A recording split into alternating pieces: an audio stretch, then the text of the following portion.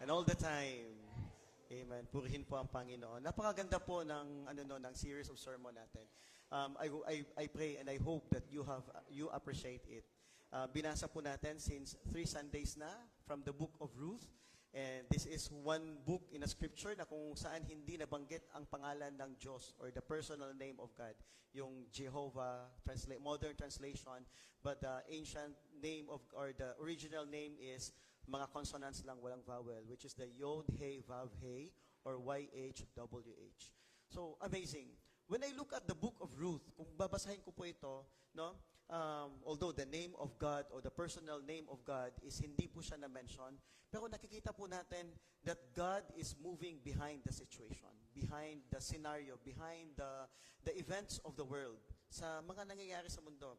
At times, iniisip natin, pinapakita dito sa atin na sa mga nangyayari sa buhay natin, minsan nagrereklamo tayo, nagtatampo tayo sa Diyos, or inaisip natin na parang walang ginagawa ang Diyos.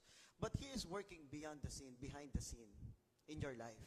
Kaya po, etong buhay po ni Ruth, which is a woman na taga-Moabite, o ordinary woman, taga-Moab.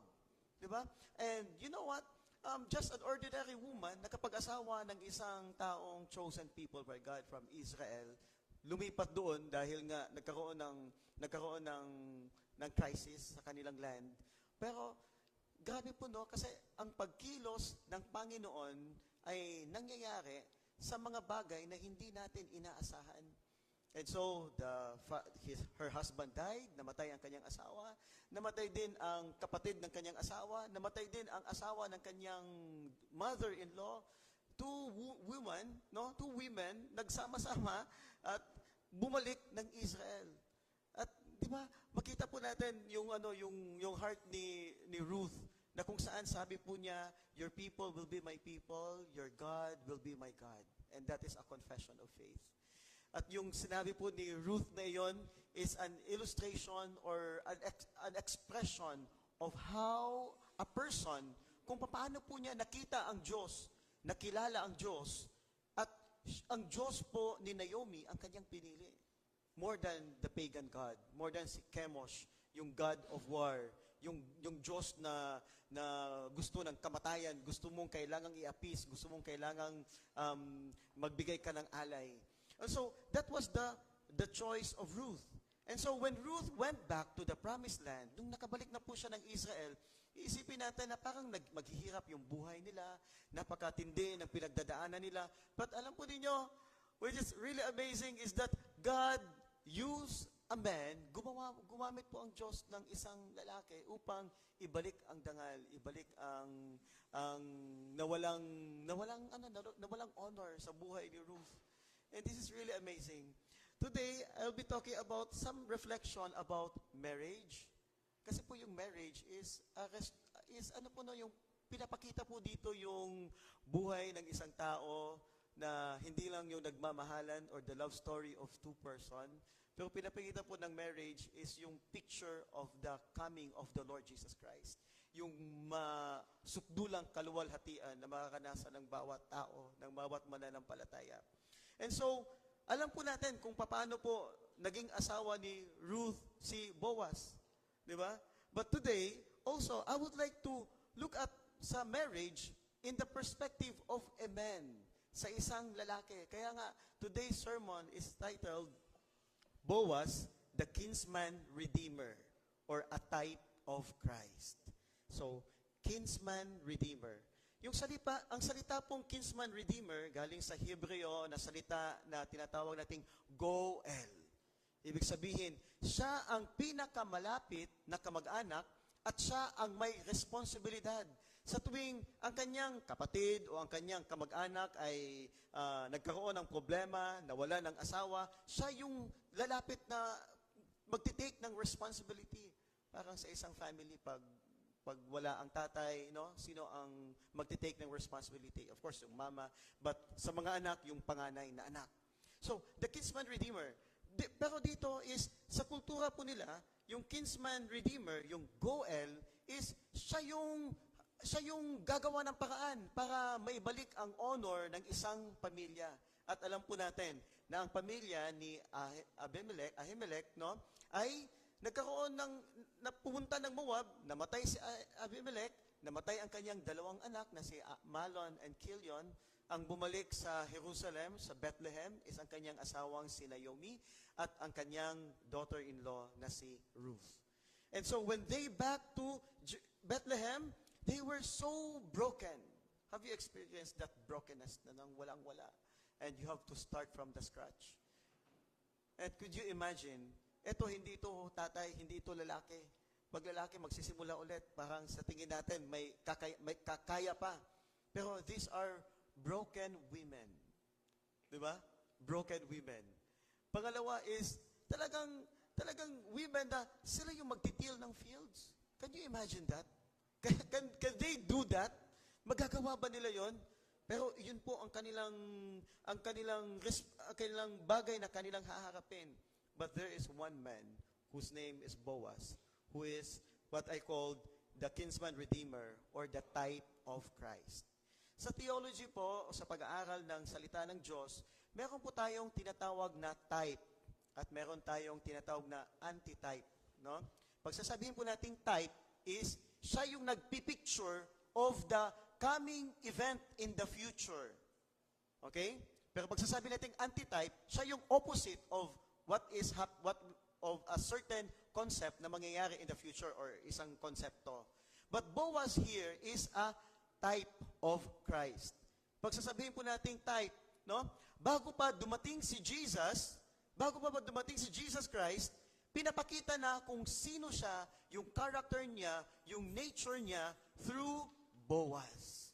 Kaya po, kung titingnan po natin ang scripture, kung magbabasa po tayo from Genesis to Malachi, yung Old Testament, titingnan po natin dyan kung ano yung sitwasyon, kung ano yung mga objects, kung sino yung mga tao, at paano sila naging type of Christ. Because the Old Testament is revealed in the New Testament. And the Old Testament pictures about the upcoming or the coming Messiah, which is Jesus Christ. Kaya nga, doon sa Genesis, makikita natin na it is the work of God nung pumatay po ang Diyos ng isang tupa para matabunan ang kahubaran ni Adan at ni Eva. Pagdating naman sa Exodus, it is Christ who was pictured as the lamb, the sacrificial lamb that was slain. Tapos yung dugo nilalagay sa pintuan ng kanilang mga tahanan para para mag-pass over, no? Para hindi mamatay ang kanilang pamilya, ang kanilang mga anak. So, everything reflects or point out to Jesus Christ. So today, we will see Boaz. Si Boaz na isang kinsman redeemer, which is who is the type of Christ. He reflects the patterns of Jesus Christ. Unang-una, Boaz is a faithful man who took responsibility. Amen? He is a faithful man who took responsibility. Sabi nga dito sa verse 1, now Boaz has gone up to the gate and sat down there. And behold, the Redeemer of whom Boaz has spoken came to Boaz and said, turn aside, friends, sit down here. And he turned aside and sat down. And he took 10 men of the elders of the city and said, sit down here. So they sat down. Tingnan po natin, no? Hindi lang po si Boaz ang kinsman redeemer, meron pang mas malapit sa pamilya ni Naomi na mas matatawag pa nating magtitake ng responsibility. And this person was not named. Hindi po sinabi dito kung ano yung pangalan niya. Pero pamilya po ito ni Naomi. Siya ang mag-take ng responsibility. But alam po ninyo, when Boaz met Ruth, chapter 3, in the previous chapter, nakita po natin doon, kung babasahin lang natin ito, pero kung titingnan natin yung sitwasyon, yung emotion, makikita po natin that there was already an interaction and there was already love between Boaz and Ruth. Nagkaroon na po ng pag-iibigan. Pero alam po ninyo, hindi po siya nag-shortcut. Hindi po nag-shortcut si Boaz. Pupunta po siya sa city gates, dinala ang mga tao, sa harap ng mga tao, at ang mga elders, at pag-uusapan nila. Why? Because there is someone, merong pang isa na mas malapit na kamag-anak kaysa sa kay Boaz. At yun po ang ginawa niya. Sabi po niya dito, no? They went to the city gates. Doon sila naupo. Ibig sabihin, naupo at meron silang pinag-uusapan. Kasama ang mga 10 elders. They sat down. At pinapakita po dito yung responsible heart ni Boaz. Yun po yung dapat na mga katangian ng mga lalaki. Sabi ng mga lalaki, mga fathers, mga husbands, mga men, young people, you are the one who take the responsibility. The one na humahawak ng relationship, the one who keep the direction of the family, the relationship of the family, at ikaw din ang nagdidiscipline sa pamilya. Sino ba ang gagawa nun? Yung lalaki. Kasi iba po magdisiplina ang mga babae kaysa mga lalaki. Iba din po ang leadership ng mga babae at sa mga lalaki. Kaya po dito na si Boaz, he is really a righteous man, a responsible man. Pinapakita po dito because of what he did is that he has an intention. He wants to redeem Ruth and the household of Naomi. Ang tahanan ni Naomi. Gusto po niyang iligtas. Gusto niyang i-redeem. No? And so, just like Jesus, he is also our true Redeemer.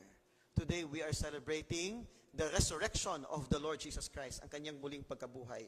At pinapakita po dito na tulad ni Kristo, Boaz redeemed Ruth, Jesus redeemed us from our sins and our unrighteousness. And he took the responsibility. Amen? Pinapakita po dito na si Boaz, he do out of these things out of love, hindi out of obligation.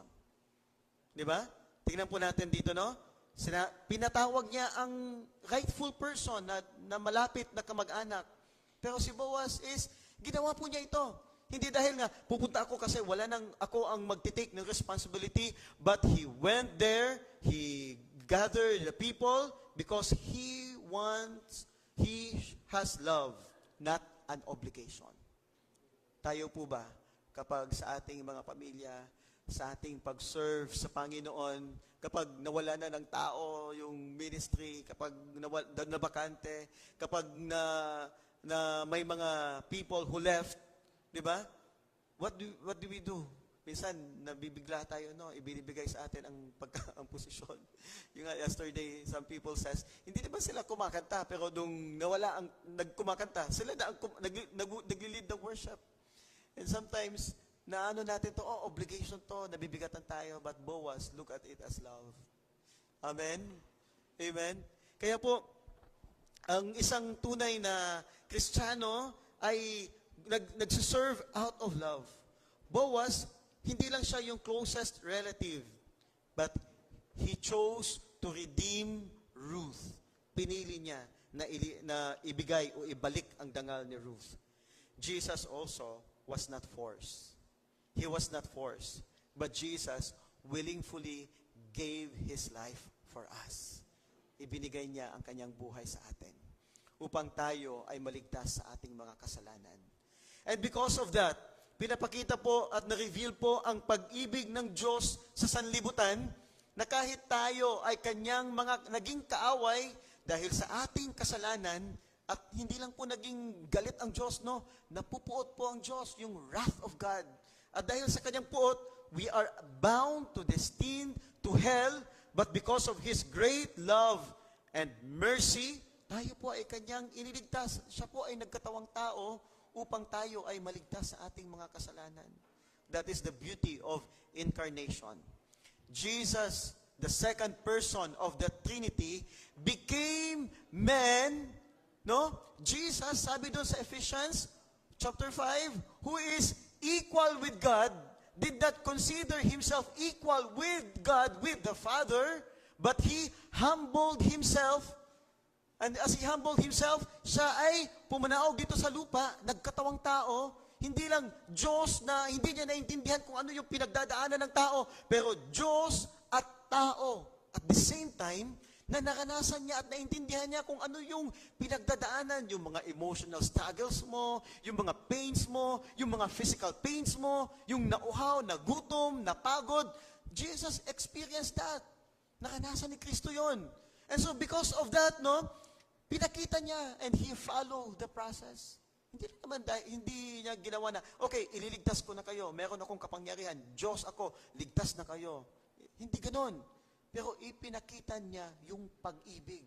He followed the way of the cross towards the Golgotha and crucifixion on the cross. Kaya nga tayo po ay naligtas sa pamamagitan ng kanyang pag-ibig, ng kanyang biyaya, ng kanyang habag. Kaya po, when we look at that, no, itong week na ito, when we look at the Passion Week, we have to really reflect and give thanks and be grateful dahil tayo ay iniligtas ng Diyos. Amen. That's what Jesus did. He was not forced, but He willingly gave His life as a ransom for many. Redemption is in both cases, is motivated by love and grace. Sabihin mo sa katabi mo, love and grace. And so, because it is expressed, motivated by love and grace, it is both paid with a cost. And what is the cost of redemption? Ano po ang ginawa ni Boaz? Si Boaz, he paid the financial and the social cost to redeem Ruth and Naomi's land. Nagbayad po siya. Para siya ang bumili ng lupa ni Naomi. He spent from his own pocket. Di ba? Talagang nagbabayad siya. And Jesus also paid with His own life on the cross. That's how great the love of God is. Because redemption is never free. It involves with a price. Amen? Salvation is not free. Salvation is paid by a very costly blood of the second person of the Trinity, and that is the Lord Jesus Christ. Pinagbayaran po ng anak ng Diyos. Kaya po, minsan, tayong mga tao, no, parang madali na lang sa atin na tumiwalang, madali na lang sa ating talikuran, madali na lang sa ating magtampo at manghihina at kalimutan ng Diyos. Pero matindi po ang ginawa ng anak ng Diyos para sa buhay po ng bawat isa sa mga sumasampalataya sa Kanya. Iniligtas tayo ng Diyos. And so when we understand that, kapag naintindihan po natin ito, ano po yung reflection natin? We have to be grateful. Amen? Are you grateful? Grateful for what Christ has done on the cross for your life? Grateful because the Father has sent the Son? Grateful because the Holy Spirit has worked in the lives of Christ and in the lives of the believers so that we can fully experience His love and His grace? Tayo ba ay grateful? Amen? We have to be grateful. Kaya po, etong picture po ni Boaz is a picture of what Christ did. Pero etong kay Boaz, it's about the story of Boaz and Ruth. Istorya ni Boaz and Ruth. But today, we look at the story of Christ and the church. Second point is that Boaz is the man who restores those who are broken-hearted. Restore a broken heart. Amen? Have you been broken? Sabi mo sa verse 4, no, if you will redeem it, sabi ni Boaz, sa malapit na kamag-anak, sabi niya, okay, kung kukunin mo man ito, or if you will redeem it, bilhin mo na. But if you will not, tell me that so that I may know, for there is no one besides you to redeem it, and I come after you. Wow. Makita po natin yung puso ni Boaz. Pero eto pa ang twist sa statement ni Boaz. Sabi niya, and he said, sabi ng lalaki, no, I will redeem it. Pero sabi ni Boaz sa verse 5, okay, the day you buy the field from the hand of Naomi, you also acquire Ruth the Moabite, the widow of the dead. Totoo yung sabi niya, in order to perpetuate the name of the dead in his inheritance. Sabi niya, sige, kung bibilhin mo to, bibilhin mo. Sabi siguro ng business opportunist, okay, malaking parcel of land ito, bibilhin ko ito. Malaking investment ito, bibilhin ko ito. Pero ano yung second statement ni Boaz? Kung bibilhin mo ito, bibilhin mo rin ang kanyang anak, no, na si Ruth. Siya ay isang Moabita. Namatay ang kanyang asawa. Ikaw ang may responsibilidad para ipagpatuloy ang kanyang lahi at ibalik ang dangal sa pamilya.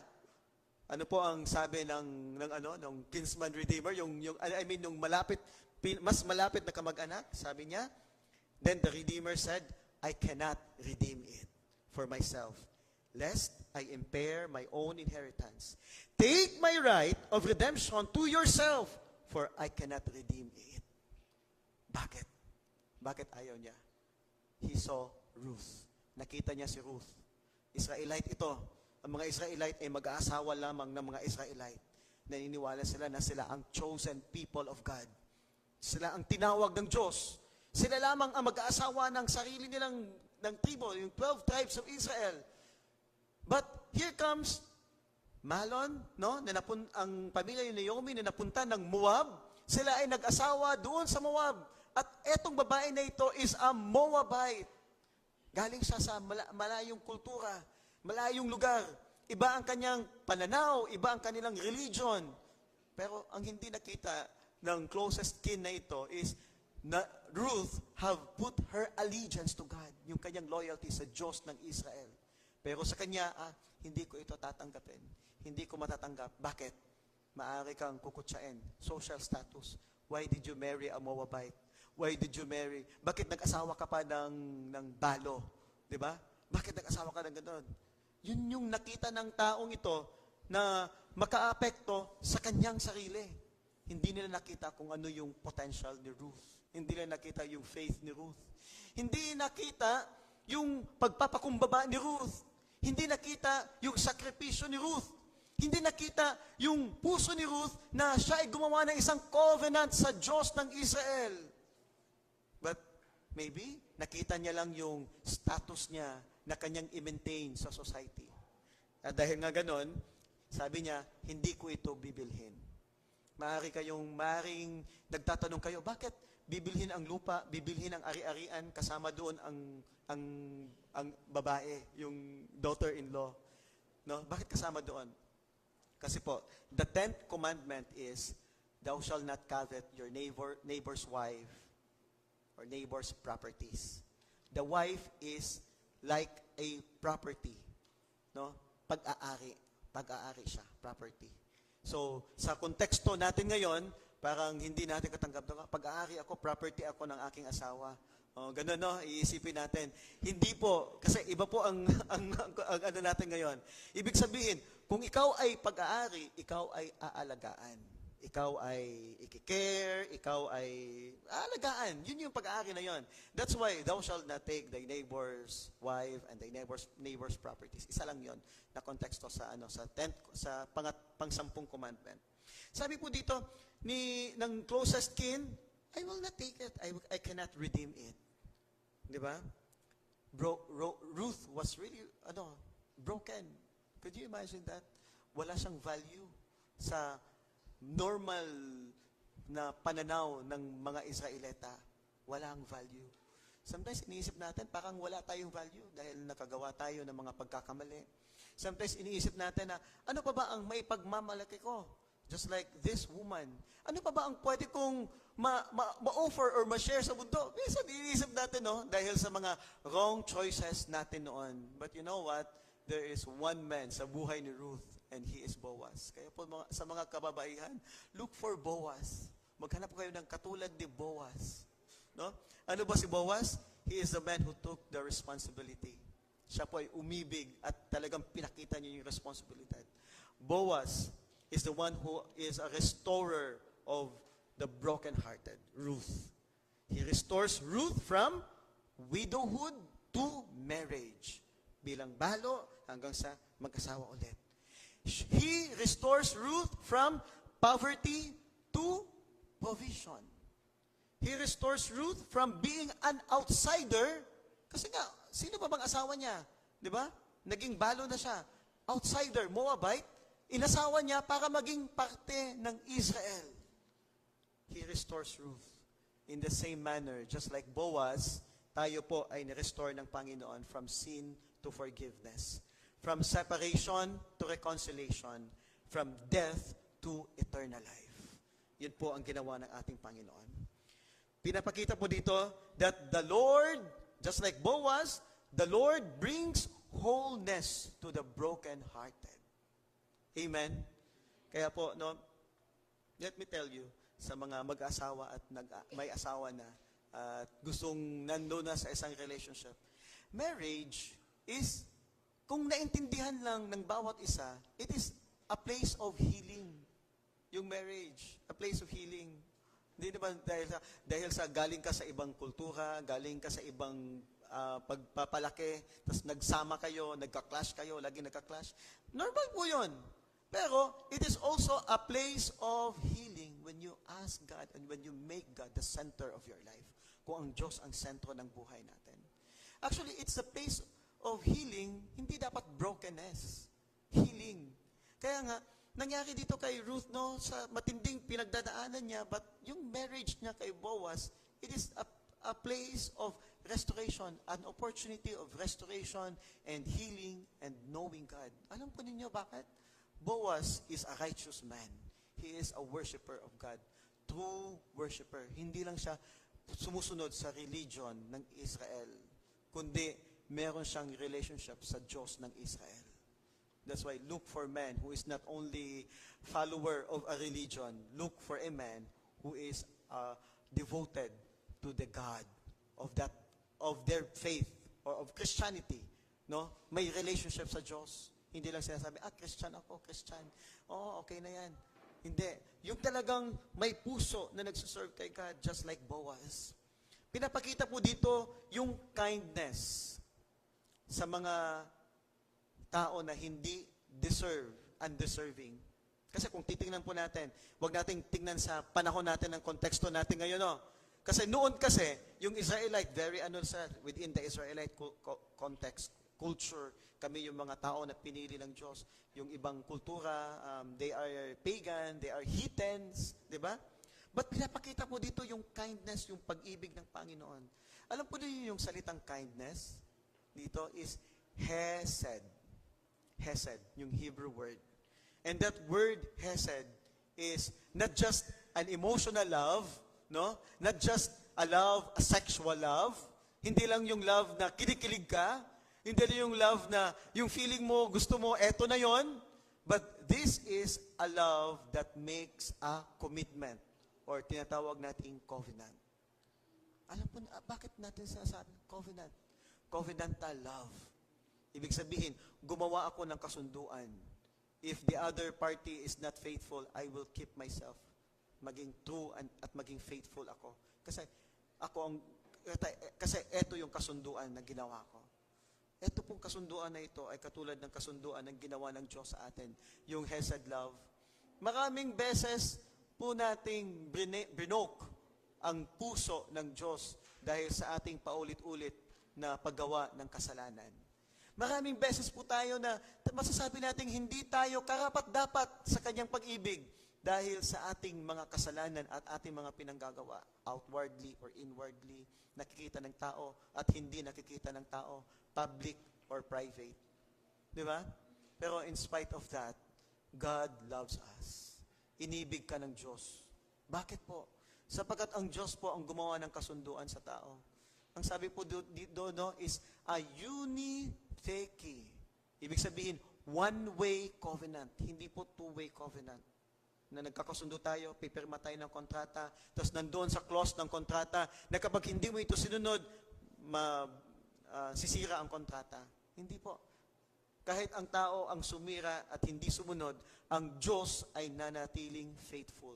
It's a one-way covenant. Amen? Kaya po, makikita po natin dito yung pag-ibig ng Diyos. Boaz to Ruth, God to us. Pinapakita po dito yung pag-extend ng kanyang grace beyond what is undeserved. Sa mga tao na hindi deserving. Pinapakita po ng ating Panginoong Hesus ang kanyang biyaya sa mga makasalanan na hindi nila kayang iligtas ang kanilang mga sarili. Kaya po, we do not add on our salvation. Wala na po tayong idadagdag.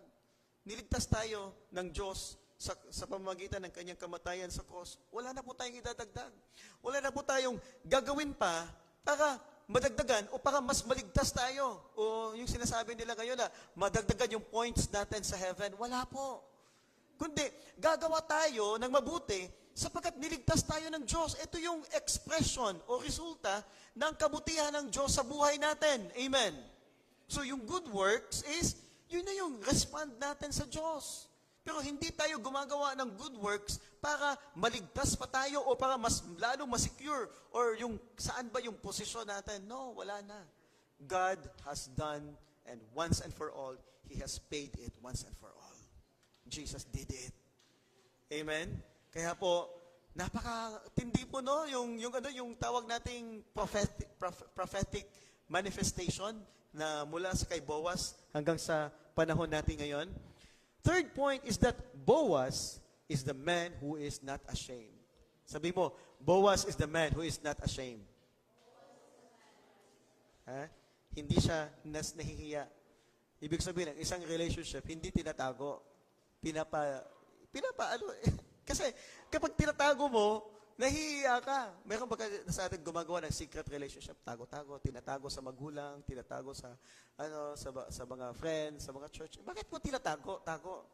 Kasi if you are in a relationship, if you are in the right process of relationship, kung maayos, then you have to declare it. You have to be proud of it. Amen? Ipopost mo sa Facebook, oh, I love my wife, I love my diba, gagawa ka ng di ba? Kasi ipapakita mo, you have to make a public declaration. Ganoon din po yung pagiging Kristiyano. Wala namang Kristiyanong secret agent. Di ba? Walang Kristiyano na itatago-tago ko na kikip ko lang tong pagiging Christian ko. You have to publicly declare it. Kaya nga ngayon, meron tayong baptism. I want to declare my faith publicly to God. Yes, our faith is personal. It's between God and us. But our faith is also public. Dapat nakikita ng tao. It's both vertical and horizontal relationship. Amen? Kaya nga sabi dito sa verse 7, now this was the custom in the former times of Israel concerning the redeeming and exchanging to confirm the transaction. The one will draw his sandal and give it to the other person in a manner of attesting. No? Parang yun yung sealing of the covenant na ginagawa nila. Na, okay, binili ko na ito. Kaya sabi ni Boaz, and the Redeemer said to Boaz, buy it for yourself. And Boaz drew off his sandal. Boaz said to the elders and all the people, you are witnesses of this day, and I have bought from the hand of Naomi all that belong to the Elimelech, and all that belong to Kilion and Malon, and also Ruth the Moabite, the widow of Malon, I have bought to be my wife. Sa tingin po ninyo, bakit gustong-gustong bilhin ni Boaz iyon? Yung mga lupa, dahil malaki ang lupain, dahil matinding investment in the future. Hindi po. Ginawa po ni Boaz iyon dahil kay Ruth. Amen? Could you imagine that? Binili mo yon ng mahal at pinili mo yon because of that one woman, Ruth. Ganun po kayong mga kababaihan. Maghanap kayo ng mga lalaki na mag-pursue sa inyo. Yung hindi lang madaling kudin. Hindi lang madaling Look for a man who will pursue you, who will spend time, effort, di ba? Para i-pursue ka. And ito po yung nangyari sa kay Ruth, no? Napakatindi. Kaya nga sabi dito, and also Ruth, the Moabite, the widow of Malon, I have bought to be my wife. Imagine, si Ruth, na taga-Moab, hindi chosen people of God, kasama na ito, at na siyang asawa ni Malon, binili ko bilang aking asawa. Could you imagine that? Ibig sabihin, Boaz, hindi siya yung talagang masaya na, mag-start ako sa sarili ko lang, eto talaga yung kasimula, eto yung mag-start ako with clean slate, lahat, kaming dalawa. Pero si Boaz is a person who recognized the former husband of Ruth. Asawa ni Malon. Di ba? Malon is already dead, but he recognized that. Alam po ninyo, ang nakikita ko dito, this is the heart of a secure man. Di ba? Secure man. Minsan may mga taong selos, di ba? Sa sobrang selos nila, minsan nagsiselos pa sila sa wala na, nagsiselos na sa malayo, nagsiselos pa kahit sa patay, pinagsiselosan. May mga taong ganun, di ba? Yung nagsiselos sa sobrang seloso, ganun. Na may mga insecurity sa puso, no? Pero si Boaz is a secured man. Secure siya sa sarili niya. Alam niya kung ano yung ginagawa niya. Kaya nga, he made a public declaration to secure the redemption. Di ba? Kaya nga pinapakita dito, Boaz redeemed Ruth at the city gate before the witnesses. Doon sa gate, before the witnesses. The same thing, Jesus died on the cross publicly. And nakita ng lahat. Pinapakita po dito yung redemption. Redemption is not hidden. It is declared and secured openly. Amen? Amen? Kaya yung marriage, it is public. Baptism is public. You know? Yun ang redemption. Okay?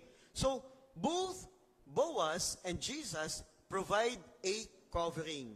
Ruth was covered symbolically by a relationship. Siya ay isang babaeng vulnerable. She was covered by that relationship with Boaz. Ganun din ang asawang lalaki. Ganun din ang Panginoong Jesus, He cover us with His righteousness. Kaya nga, di ba, sa Pilipinas, pag nag-asawa tayo, na ang mga babae na babago na yung kanilang mga apelyado. Right?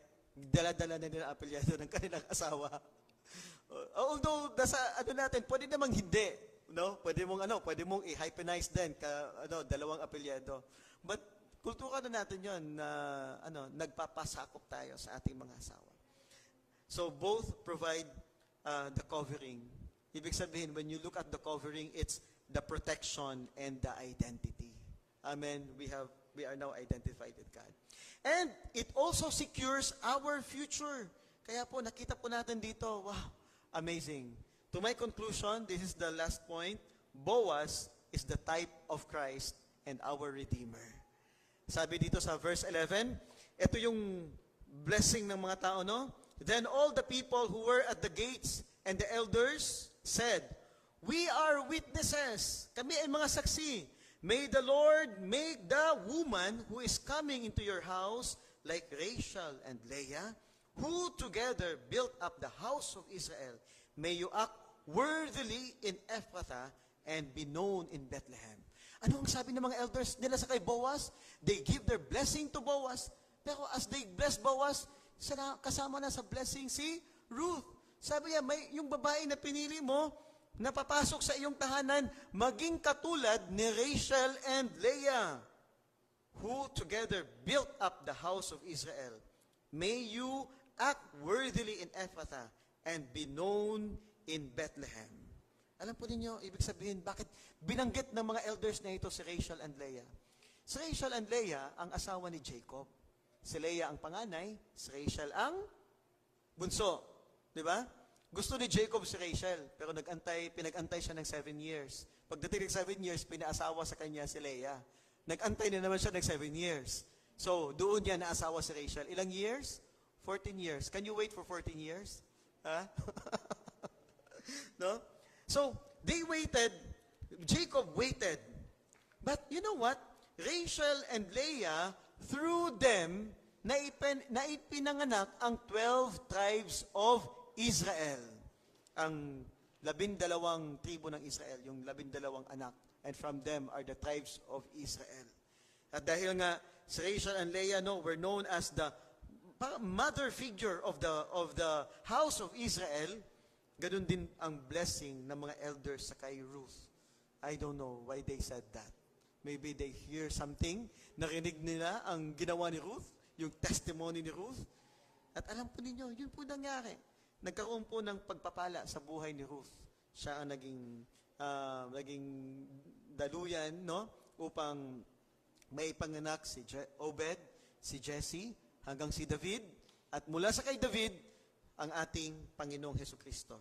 Sabi naman niya dito, may you act worthily in Ephrathah and be known in Bethlehem.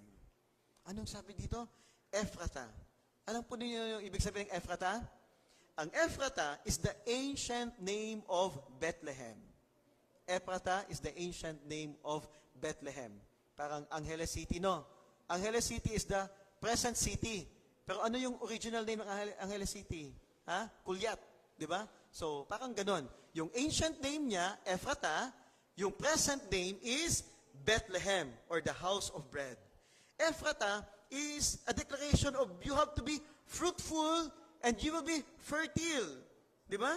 Tapos, yung modern name niya, napalitan ng Bethlehem, which is the house of bread. Ibig sabihin, it is a declaration of fruitfulness and destiny. Kaya po, napakahalaga po ng blessing ng community. Amen? Yung i-bless tayo ng mga elders, ng mga tao, kapag tayo ay may mga mahalagang pangyayari ng buhay natin, mahalaga po yun. No? Sapagkat pinapakita po dito, hindi lang ito prayers na may your life be fruitful, may your name be honored, and your legacy be established in God's redemptive plan. Pero pinapakita po dito yung declaration ng buhay nila. No? From Boaz to Ruth, naging magulang ni Obed. Si Obed, naging grandfather ni David. Si David, naging ancestor ni Jesus Christ. Kaya nga, etong babaeng Moabite, etong babae na hindi man kasama sa bayang pinili ng Diyos, subalit siya ay nagsalita na, ako ay pinili ko, ang iyong Diyos ay aking Diyos, ang iyong sangkatauhan ay aking sangkatauhan, ang iyong bayan ay aking bayan. That is her declaration of faith. Naging parte siya ng bayan ng Israel. Now, we can conclude na ang pagiging chosen people of God is those who only profess their faith to be a part of the covenant community, yung nagsumasamba sa Diyos. Ibig sabihin pala, marami din noon na parte ng Israel na hindi naman sila sumasamba, hindi naman sila nagde-declare, pero they are not true Israelite. What is a true Israelite? A true Israelite is the one who profess and confess their faith to God. Ngayon, nagkakaroon ng digmaan sa Middle East, di ba? Minsan, nagpo-post yung iba, I am one with Israel. May the Lord bless Israel. Ang tanong, etong mga tao ba na ito ay nagko-confess ng kanilang faith sa Diyos, just like how Boaz, how Obed, Jesse, and Ruth, they look forward on the coming Messiah. Nagpo-point out po sila kay Jesus? Because the true Israel are those who confess, professes, and submit their allegiance to the Lordship of Jesus Christ. Kaya careful tayo, no? I am one with Israel. Tapos yung palang grupo na pinaanuhan mo, hindi pala naniniwala kay Kristo na Diyos at tagapagligtas. Di ba? So, pinapakita po dito yung puso ni Boaz.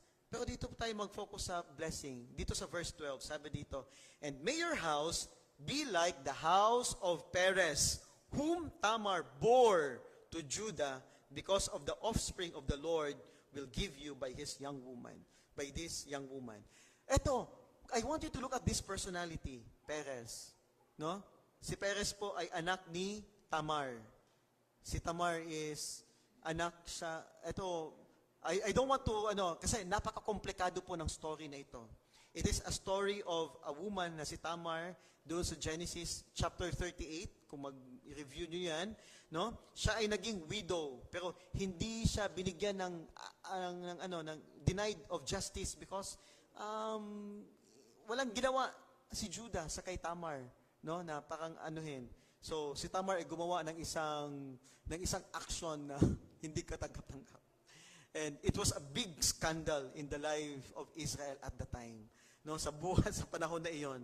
Pero alam po ninyo, si Tamar nagkaroon ng anak na tinatawag natin si Perez. Na scandalous, no, na pangyayari. Pero alam po ninyo, the Lord works in the lives of every individual na kumikilo siya sa bawat tao na sumasampalataya sa Kanya, nagpapasakop sa Kanya kahit may mga pagkakamali o hindi maayos na ginagawa ang mga tao na iyon. Kaya po, yung scandal po ni Tamar, nagkaroon siya ng anak na si Perez, no? Tinawag niyang Perez. Ang ibig sabihin ng Perez is breakthrough. Breakthrough, para magkaroon ng breakthrough yung buhay niya. Pinapakita po dito yung redemptive history na ang Diyos is ang Diyos na talagang nagli-lift up sa mga tao na nagpapakumbaba at desperate people who wants to experience God more and more in their lives. I pray that today, as you listen to the Word of God, you will continue to humble yourself before God. Lord, we want you, we need you in our lives. Thank you, Lord, because you are our kinsman redeemer. Thank you, Lord, because you are a God who is compassionate, full of justice, and faithful. Thank you, Lord, because you have revealed yourself to us. Thank you, Lord, because we have fully experienced your grace. Thank you, Lord, because in you we are restored from our brokenness. Amen. Thank you, Lord, because in you we are cleansed from our sins and our unrighteousness. Thank you, Lord, because in you we are washed by the blood of the Lamb. Thank you, Lord. Amen. Today we will be having a baptism. Just like Boaz, no? Just like Boaz who redeemed Ruth, just like Jesus who washed our sins, he also redeemed us and he made us perfect and righteous in his sight. He took our shame. Kaya pa sa ating baptism is that it is immersion. Sapagkat tayo po ay nilulubog sa tubig, no? Upang tayo ay lilinisin, it is an expression o ng pagdadalisay sa atin. And when we lift up from the water, ito na rin po yung time na kung saan tayo ay lumabas na, umahon na, bilang isang bagong nilalang. Amen? So when you come to the baptistry, it is a reflection, an illustration, a symbol of dead to sin. I have decided to follow Jesus. Tinalikuran ko ng kasalanan at susunod na ako sa kalooban ng Panginoon. Hallelujah. Meron po tayong dalawang candidates today for baptism. And when we look at the word baptism, it is a personal decision. Hindi po siya pinilit or hindi out of their knowledge, but they want to obey and follow God. I pray that the Lord will continue to bless them after this baptism, no? Kasi may mga challenges, may mga trials, pero I think si Christy Grace nauna na yung challenges and trials niya, no? And we pray that the Lord will continue to really shape us and move us. Kasi po, hindi na tayo pagmamay-ari ng ating sarili, pagmamay-ari tayo ng ating Panginoon. Amen? Amen.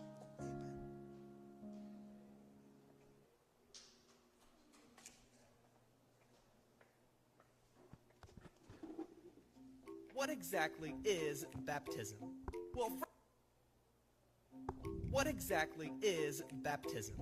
Well, first let's talk about what baptism is not. Baptism isn't the same thing as... What exactly is baptism? Well, first let's talk about what baptism is not. Baptism isn't the same thing as being born again. It's not a way to get to heaven, and it doesn't make God love you any more than He already does. Baptism is simply a way to let everyone know that you've been born again and you've chosen to follow Jesus. It's pretty simple, too. You'll get in some water, and a pastor will say a few things. Then they'll dip you under and bring you right back up. That's all there is to it. Now, you might be thinking, I would love to tell everyone that I follow Jesus, but why do I go underwater? Wouldn't it be easier to tell people with, like, a megaphone? Or a giant tattoo on my face? Well, the water is really just a symbol of what happens when we're born again. Going under the water represents our old life being washed away. Coming up out of the water shows that we are starting a new life with Jesus. We do it this way because it's the way Jesus did it. The Bible tells us in Matthew 3:13 how Jesus himself was baptized, just like this, when he was here on the earth. And since we want to follow Jesus in everything we do, being baptized is an important step to take after we make Jesus our Lord. Think of it like a jersey. When someone is on a sports team, they wear a jersey so that everyone can see which team they're on. When we're born again, we become a part of God's team. But we shouldn't just stop there. Being baptized is like putting on the jersey, so everyone can see that we love Jesus and we've chosen to follow Him. So if you've been born again and you haven't been baptized yet, what are you waiting for? It's time to put on your jersey and show everyone whose team you're on.